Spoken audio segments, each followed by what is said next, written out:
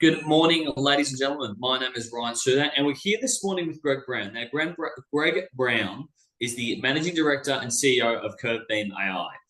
Now, Greg's been kind enough to dedicate some time and his expertise this morning into giving us a presentation surrounding CurveBeam, how it's tracking, and where its future potential is. So, again, thank you very much for your time, Greg, and it's all over to you. Okay. Sharing the screen. Okay. Morning, everybody, and thanks for this opportunity to present today. So CurveBeam AI, we're a platform company. Our platform is CT imaging. So just like when you go to the dentist and you have a CT image of your maxillofacial region or your mouth, we're applying that cone beam technology for CT to a surgeon office setting. So here the surgeon is able to then do the CT scanning as part of the office visit. Now that can be important because in one visit they can do the scan, the diagnosis, and any custom cut guides they may need for the corrective surgery. Now, the other benefit that we bring with that platform is a functional CT. So it's a weight-bearing or non-weight-bearing. So we have both modalities available, the gantry flips. So you've got this functional CT where you can look at those joints underweight to better diagnose conditions and to better plan your surgeries.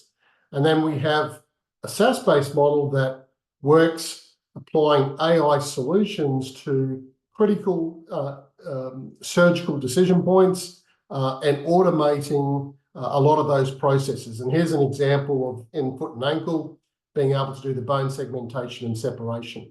So when you look at the size of the market here, this is a very large market opportunity.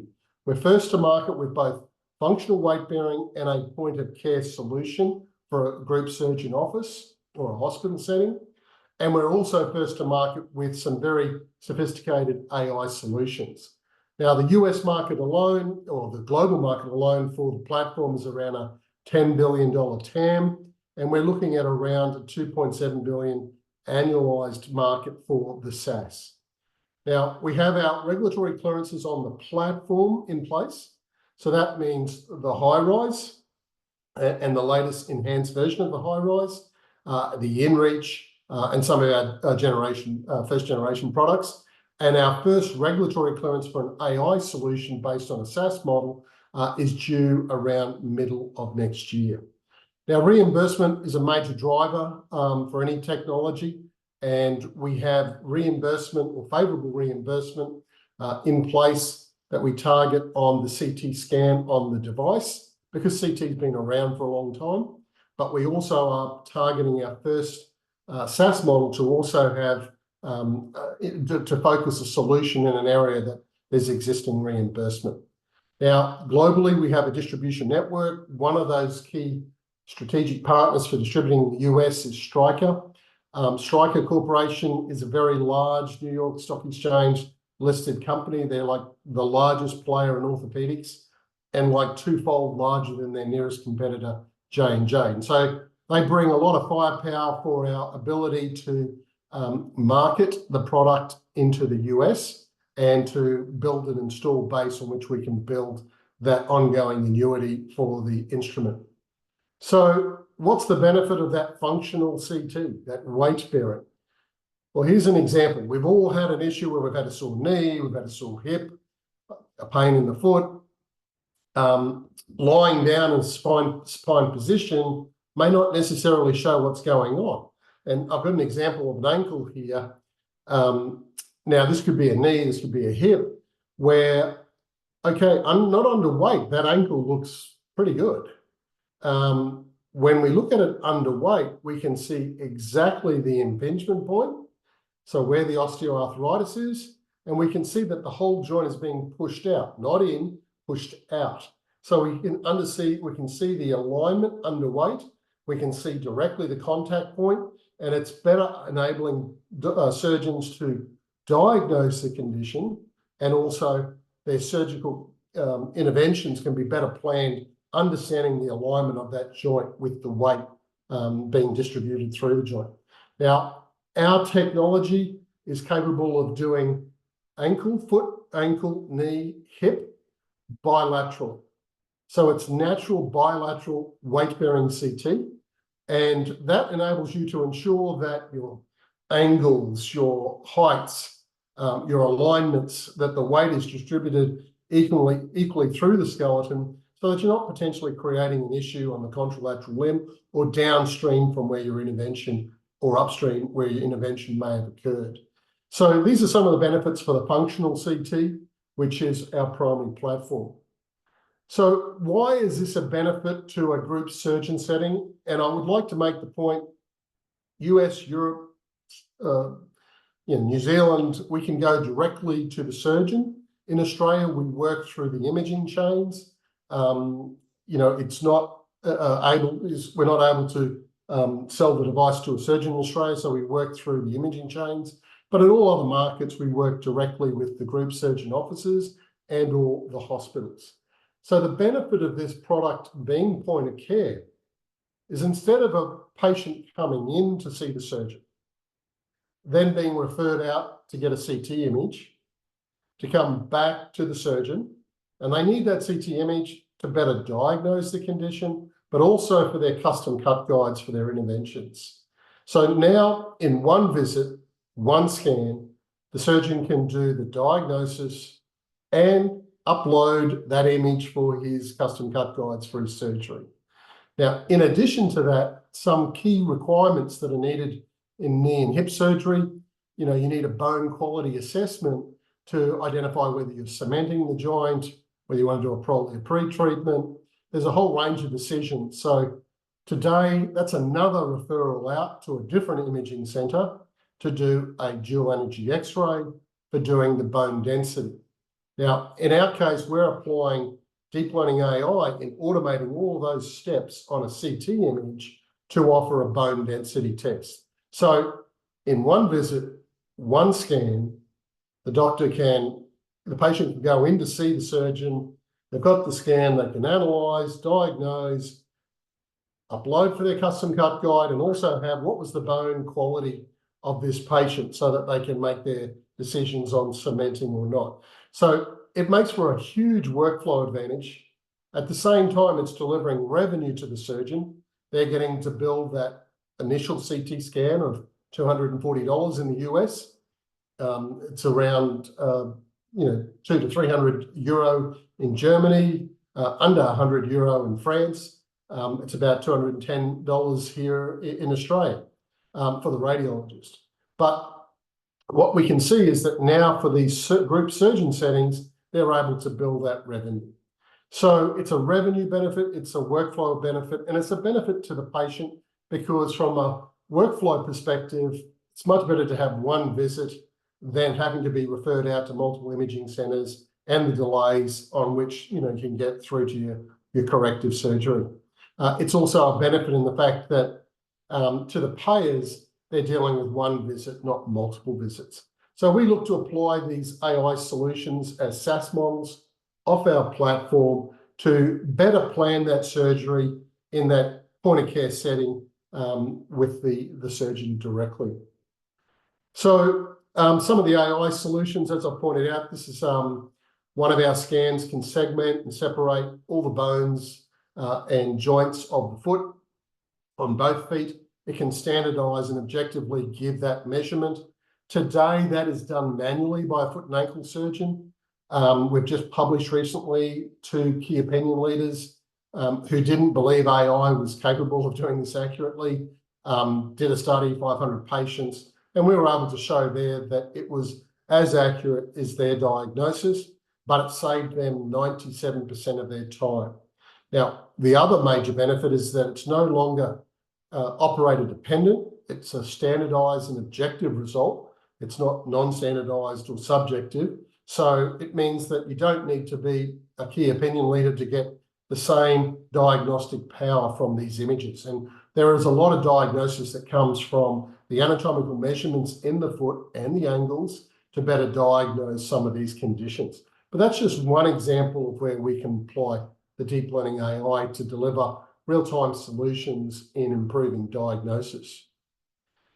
Now, for a group surgeon setting in the US, And, you know, the average payment between a Medicare paying customer versus a private insurance customer may vary from anywhere from $100 to $300.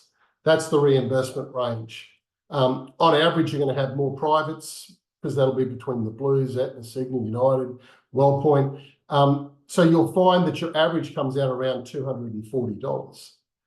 Now, if that's the reimbursement for the diagnostic radiology of the lower extremity, which is the CT scan, then that average of 240, even if you take the worst case of a Medicare payer at 140, then if you're buying the device for 410,000, you're doing 10 scans per day, then you've got a payback on your device within 18 months.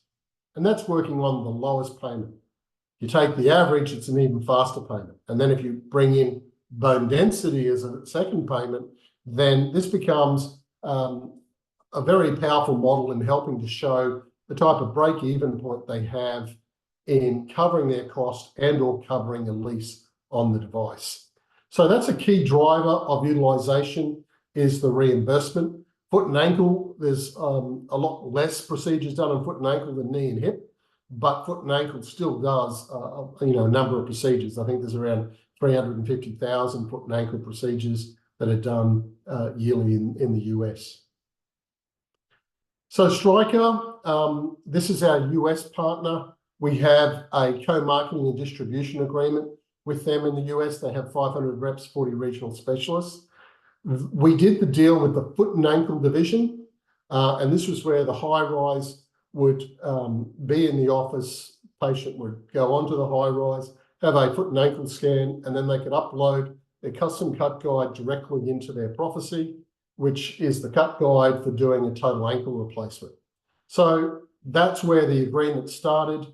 Of course, going forward for the robotic systems in knee and hip, we're also expanding those applications. And from a group surgeon setting, this is an important determinant because they want one device to meet all of their requirements, not just foot and ankle, but knee and hip. And we're in the process of validating that with several vendors, one of which was Stryker with their robot system, which is the Mako. It is also the most dominant robot. It would have about an 80% market share.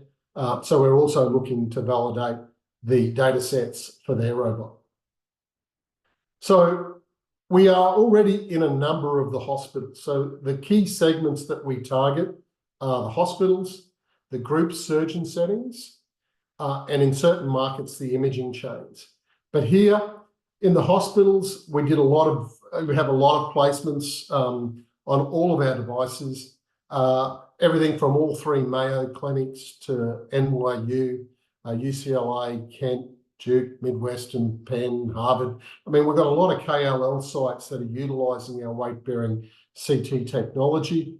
But really the growth that we see going forward is this group surgeon setting. And this is where, while we will still be targeting the hospital base, which is around 5,000 targets, there's 5,800 group surgeon settings that we're targeting for expanding our high-rise for this point of care, functional CT, one visit, one scan, take them through to surgery.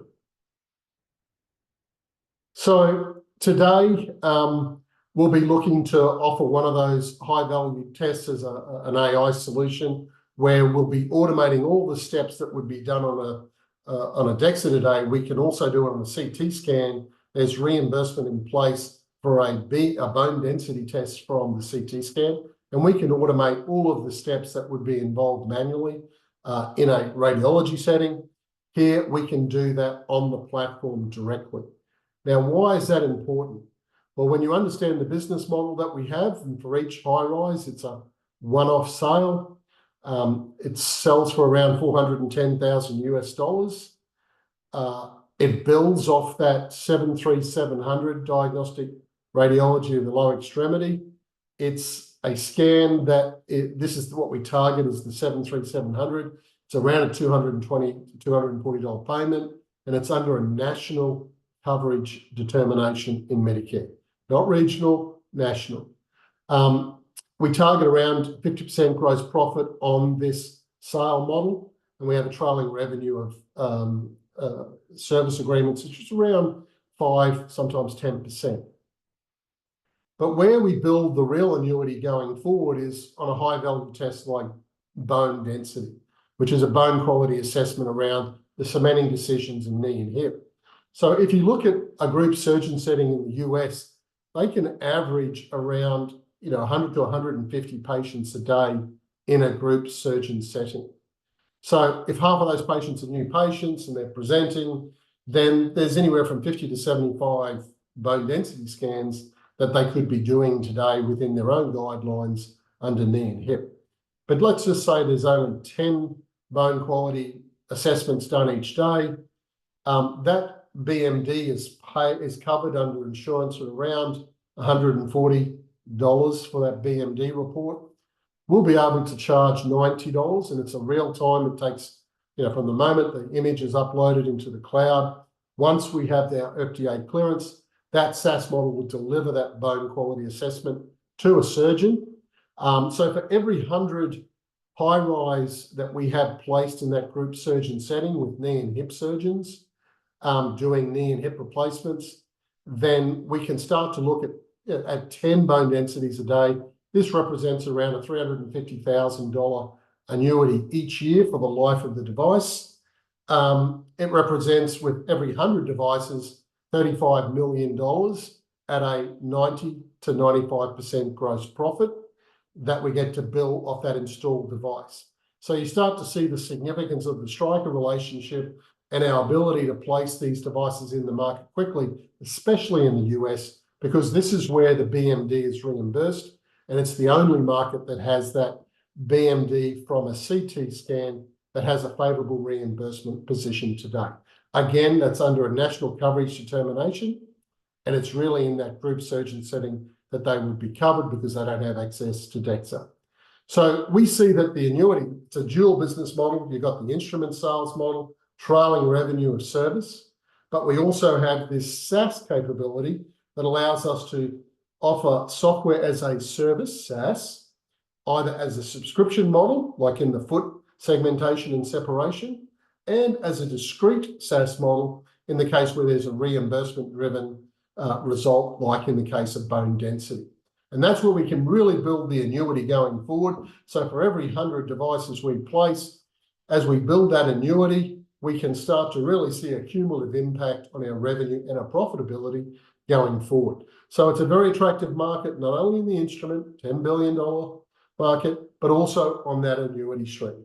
So that's what we look to target.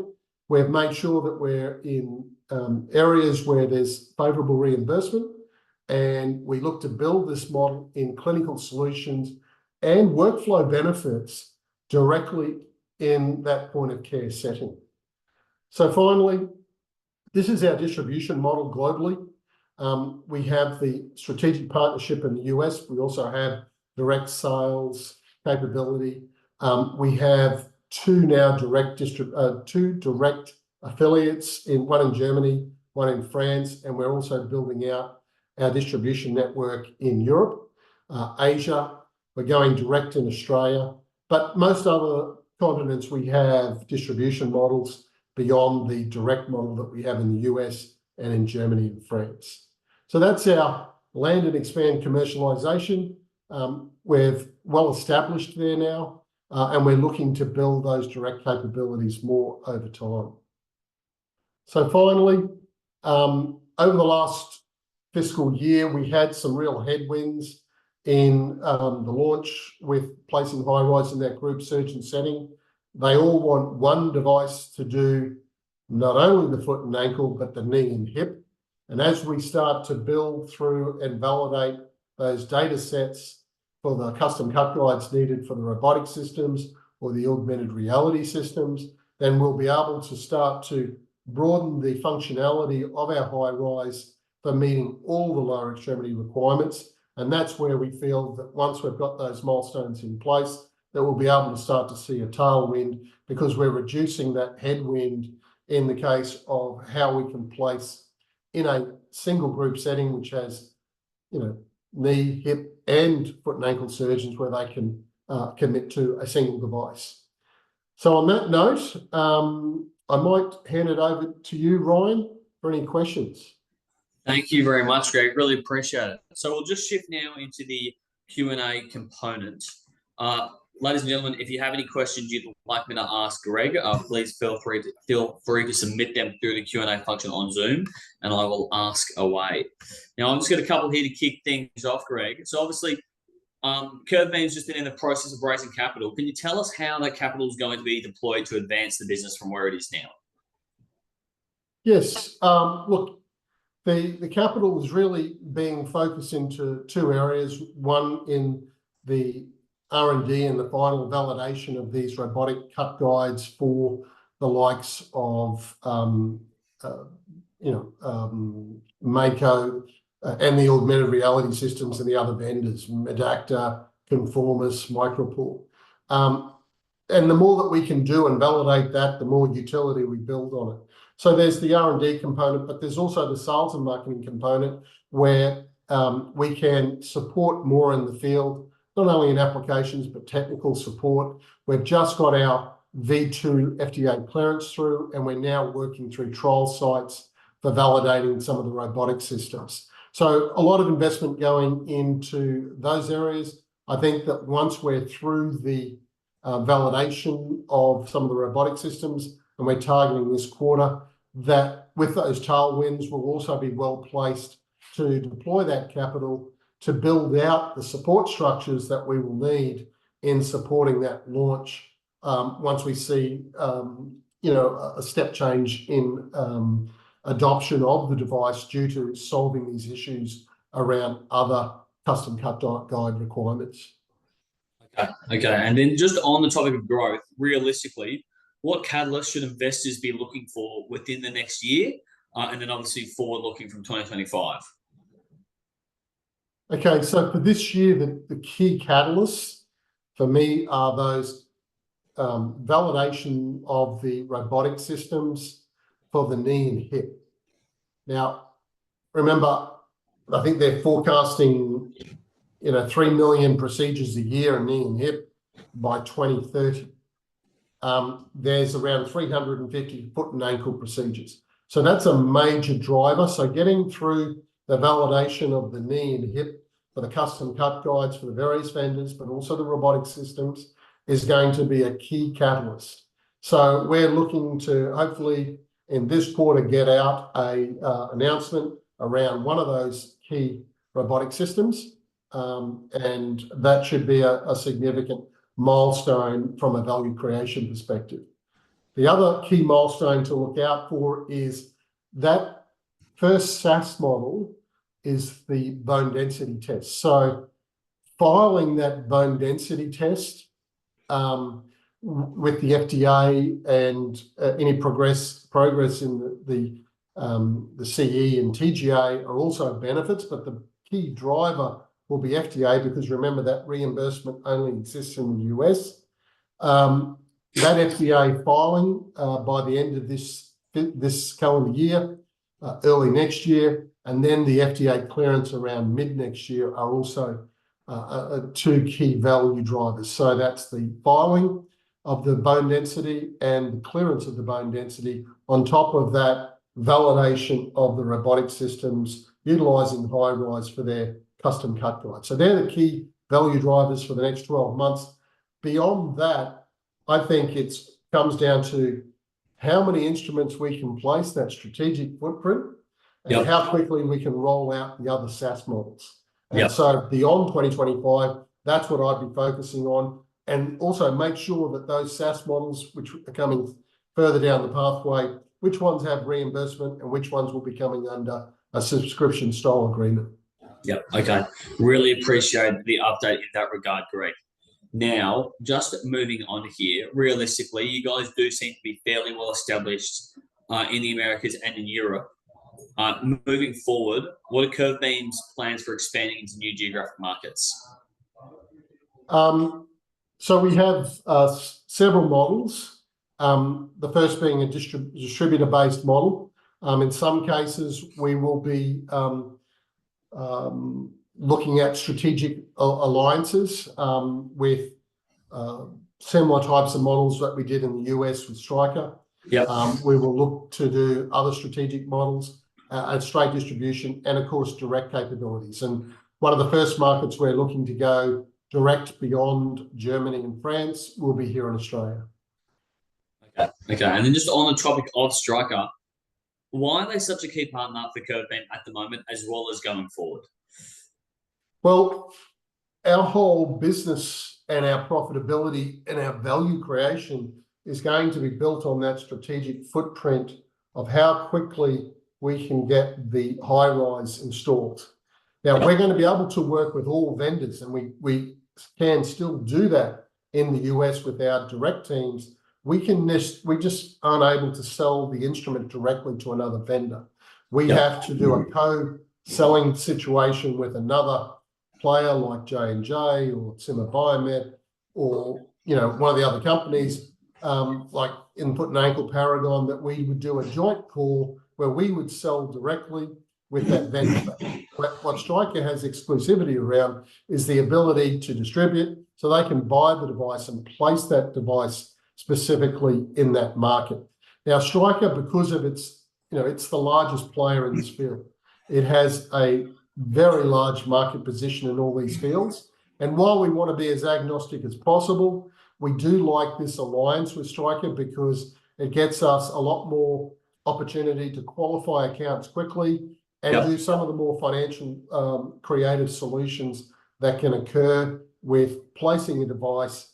And one of those rate limiting steps to really unlocking that relationship is really expanding that validation of some of the anatomical sites, like the expansion to knee and hip.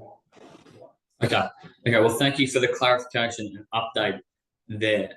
Now, just shifting focus here, realistically, how does CurveBeam AI ensure data privacy and security in its AI-driven medical imaging solutions? Look, the regulatory requirements now in your design and development, the latest cybersecurity and data protection requirements that are listed both through FDA, CE Mark, TGA, we have to be compliant for all of those design and developments. So on the data management platform that we've just done and released in our quality system, to our cloud, through to how we handle those images between the cloud and our data management platform, we have to meet all of those requirements. In the US, that's HIPAA. In Europe, it's country-specific in some cases, where you can't take any patient data out of that country. But they all have their guidance documents of what you need to do in your design and development. And for us, as a medical device company, we must be compliant to those guidance documents and standards. And we have done, and we are doing as part of our BMD, ensuring that we are compliant to all those cybersecurity and Data Protection Act requirements for both the platform and the SaaS delivery on our platform. Okay. Thank you for the clarification there. Now, we'll just move into some participant questions now. So the first one I've got here is, CT has been around for a long time. What is so unique about the CVB AI offering? So, CT changed the dental industry. I mean, it was always X-ray. What we saw was you could deliver CT in a low radiation environment, like where it was a lot lower radiation than a multi-detector CT that we see in medicine. And they were able to do this with ConeBeam CT. So we're just applying that, what was pivotal in the change in dental to now applying that same technology using ConeBeam CT, giving that full 3D dimension to a group surgeon setting, but now at the point of care. So that's what's so transformational. It's not trying to replicate what a multi-detector CT is doing as far as, a supine image. It's really trying to deliver a point of care solution to a surgeon with functional capability of weight bearing in improving their ability to diagnose. And it's because it has a much lower radiation exposure to the patient that they can offer this in a point of care setting. And that's what's so different. CT technology, it's been around for years. That's correct. But this is where we're differentiating is that it's a lower radiation exposure. It's really designed for point of care settings, and it's functional in the form that it's weight bearing and it's total lower limb capability. Okay, thank you for that one. Now, a participant stated that my experience is there is no reimbursement in place. It takes years to build the business. Where are you with reimbursement? Well, the good thing about CT is that whether it's CurveBeam or MDCT, it's the same code and it's the same coverage. So that's coverage. That coverage is a national coverage determination that we're taking advantage of in the US. That's what we're targeting. So that's already established for the CT. It's under NCD, National Coverage Determination 220.1. You can pull it down off the web. And you just have to show that it was reasonable for that patient to get the coverage of that CT scan. In the case of the SaaS models, the first SaaS model and why we're so focused on the BMD was that it already has a favorable reimbursement position for a BMD run off a pre-existing CT. And the Sharewise creates that pre-existing CT in the surgeon setting so that they're now able to build that. So we've been very selective in the first products, the CT platform with existing reimbursement being in place. That's in the US. And then the BMD again in the US is favorable. In Europe, we don't have BMD coverage. In Australia, there's no BMD coverage, but we've got good coverage on the CT scans. So in Europe, we focus on, there they call it a digital volumetric tomography. And that's how it bills in Europe. And there's pretty good coverage with private and some of the workers' compensation insurance. And then in the case of doctor settings, you've got the Eagle Lifestyle program in Germany. And in France, it bills, I think, under a different program. But there are good reimbursement positions in those key markets. Not all markets have that, but right now here in Australia, we've got good reimbursement. Germany, France have good reimbursement, and of course the US. Okay, well, thank you for clarifying that one. Now, another one I've got here is, how does CurveBeam AI differentiate itself from other players in the AI-driven medical imaging market, and what competitive advantage does it present over its pre-existing competitors? Okay, so we started off as trying to be a universal AI player, and we started working with one manufacturer's CT, quite a prominent one, and then they had a series of products within that range, within one manufacturer. And we would go from one version of that CT to another version.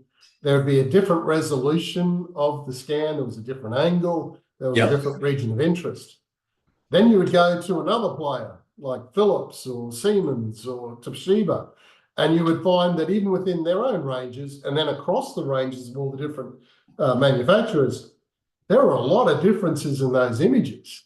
So if you're trying to do deep learning AI, the first thing you've got to try and do is standardize the image on which you're going to base your learning. Now, if you look back at the number of errors that are reported as false negative or false positive, it's not the actual the learning that's occurred from the anatomical or the changes within the disease condition. It's changes within the CT scan. And so we try to apply AI to try and standardize it to then do learning. But by having our own platform, we control resolution, region of interest, angle on which you're taking those scans. And so by taking out all of those potential errors, you're now giving it a platform that it purely learns on the physiological changes that are occurring on a three-dimensional matrix for a condition. So as long as you've got those images taken on your platform over time to clinical endpoint, you can build a very clean deep learning AI model that doesn't suffer the false negatives and false positives of learning differences between the different CT scanners that were used in your deep learning. So that gives us a real strategic advantage in the fact that, number one, we can have a pure deep learning model, less prone to false negatives and false positives, but we also deliver the very platform on which it learnt on was now delivering a clinical result from. And we can do that, right in the point of care setting as well. So it maximizes that benefit. Now, one of the things that the biggest criticism around deep learning AI is it's a black box, and as a doctor, they want more than just a leap of faith because the black box says positive or negative. What we've done was we've unlocked that black box. So anatomically, if you're a surgeon and you want to look at, okay, why is the bone quality poor in this patient? Well, now you can look, and we have a heat map that we've designed, which will show, and patented, which will show what deep learning found as highly relevant change versus relevant change. And we've got a blue-red heat map that will supersede the image so that a surgeon can have another look and look at what and where the AI was finding the most relevant change. And if it anatomically makes sense, like it's changes in the cortical bone and trabecular bone or the muscle, then okay, they're going to have the faith that yes, I understand where it's getting to high fragility risk on this patient, versus if it wasn't in those anatomical regions, he may want to disband that result. It's a really nice way of putting the control back to the clinician in understanding what did the AI find relevant and what it didn't find relevant. So these are the areas that we look to differentiate ourselves: a pure learning model, a platform model, and then a delivery model that you did your learning on in your point of care delivery of care, and then unlocking the black box. So they're the points of differentiation that we're trying to build in our deep learning AI. And I think that by being very focused in our core area of where we're placed in a group orthopedic surgeon's office also helps us to be very focused and not try to be a solution to all oncology or cardiac, or, we're just trying to be very focused in our deep learning AI on a very pure platform. Okay. I really appreciate the clarification there and the detailed answer. Now we'll just move to some live participant questions here. An individual asks, from the devices placed so far, how has been the revenue experience? So from the devices so far, we don't have a SaaS model yet because we're waiting for that first FDA clearance. But from a reimbursement perspective, look, we've set up a hotline. The good news is that a lot of the sites that are up and running are getting good reimbursement. So it's not being utilized much by the existing customers. That's the good news. But we have that service there to try and help, build or reduce the anxiety around getting enough coverage for bringing in a device. So I think what we're finding is that there's been good reimbursement on the sites that have a device, and we would have around 50 high-rise now in the US. We would have, I'd say, around 15 to 20 non-US. And then we have all of our Generation 1 products too, and they all seem to be getting well covered under the CT. Okay. Well, on the topics of your older products then, a participant asked, what will be the cost of existing customers to upgrade to newer devices? It comes down to the account. So if we've got a foot and ankle customer and there's knee and hip surgeons, then we can do a lot more in helping them upgrade that device because there's going to be a lot more utilization. So there's a lot less outlay. But if it's a pure foot and ankle device, we may find that if they're a PEDCAT or a liner user today, that they may need to improve, get more utilization going before we can do that upgrade. That's going to be a more difficult path, but we work with all of our customers with upgrades, just like we showed PEDCAT to line up to high rise. We've got a pretty good track record showing that we can upgrade those customers and upgrade them relatively quickly. So we're focused on looking at very good solutions in helping to do trade-ins and then do refurbishments, placement for new accounts. That's one strategy we're using. But I think in total, wherever there's a knee and hip account setting as well with the foot and ankle, then we can be a lot more inventive in how we can upgrade those customers for very little outlay. Oh, well, thank you for answering that one. Now we'll just move to the last question we've got for today. Is how much revenue does CurveBeam make per scan on the SAS model, and how much will be ongoing recurring revenue do you expect to say 2 to 3 years from now? And also, what commission/revenue sharing agreement do you have with Stryker? Okay, that was 3 questions. I'll break it down. So right now on that BMD product, because there is that favorable reimbursement, we're going to try and target $90 per result. The payment will average out around $140 to a surgeon. Some cases it may be 110, other cases 160, but the average is around 140. We're going to try and build $90 for each bone density. So that is how we're driving that model, because it's a discrete reimbursed report, and so we're offering that software as a service for the report that they can build on a payer. On the subscription agreements, what we want to do is, like for a foot and ankle surgeon who may want to have access to that bone segmentation and separation, just like in the case of knee and hip surgeon may want that, then we can set up that service as a subscription model. And there's a whole range of products that we'll be able to offer as a subscription model, where for a monthly fee or as part of your service agreement, you may want to go to a 10% service agreement, and you might get an open platform for all the modules. It might be a syndosmosis module, it might be a Les Frank module, or it's the BMD will be separate, but the autometrics. So we'll have multiple business models there for capturing that revenue stream. Now, going down the pike, we have some really great plans on the fragility side of this, because undiagnosed bone quality issues can have a very poor outcome with aseptic loosening and periprosthetic fractures. So what we're trying to do is to run some clinical trials where we deliver a bone density with bone microstructure to better identify all of those patients who should be treated with cementing or a long stem implant or a Prolia pre-treatment to prevent these adverse events.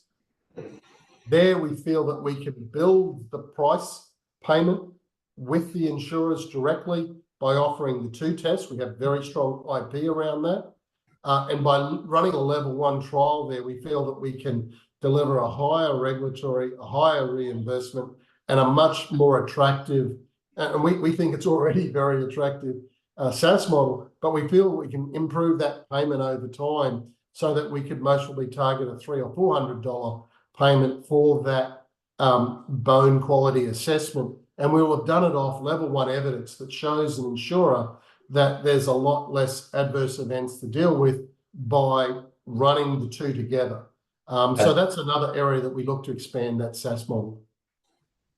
Okay. Well, thank you very much for that one. Well, that really the final part of that question. What was the final part of that question? The final part was, what is the commission and revenue sharing agreement with Stryker?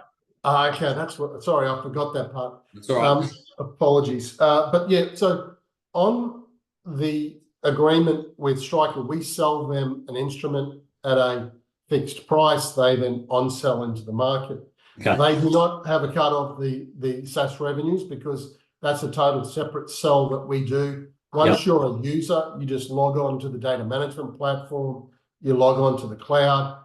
Depending on which module you want to open up, number one, it has to be FDA cleared or CE marked before you can open it up, but you'd fill out the details, your payment details, and then you would have immediate access to that module. So we would do direct marketing for that. So there is no flip of the ticket on the SaaS model. Okay. Well, thank you for that update. Well, realistically, Greg, that about wraps everything up. Is there anything you'd like to leave us with? Look, we're very optimistic for this fiscal year.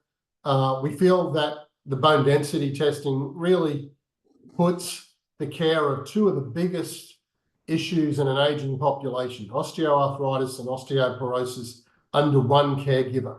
And the gatekeeper is the orthopedic surgeon, and having all of that information with the orthopedic surgeon is where we're best placed, not only to solve the conditions of improving mobility due to advanced osteoarthritis, but also in prevention of all the downstream issues that an aging population has, because they're able to better identify these conditions earlier as part of this restoration of function planning. They're able to identify these conditions in bone fragility much earlier, when the drugs can be far more effective in keeping that bone much healthier longer. So we're excited about the clinical difference that this can make, and it delivers the ability to bring the orthopedic surgeon into the solution for both of those conditions, not just the one. Well, thank you very much for your time and expertise, Greg, and thank you very much for your time, ladies and gentlemen. Enjoy the rest of your day. Thanks, Ryan. Thanks, everybody.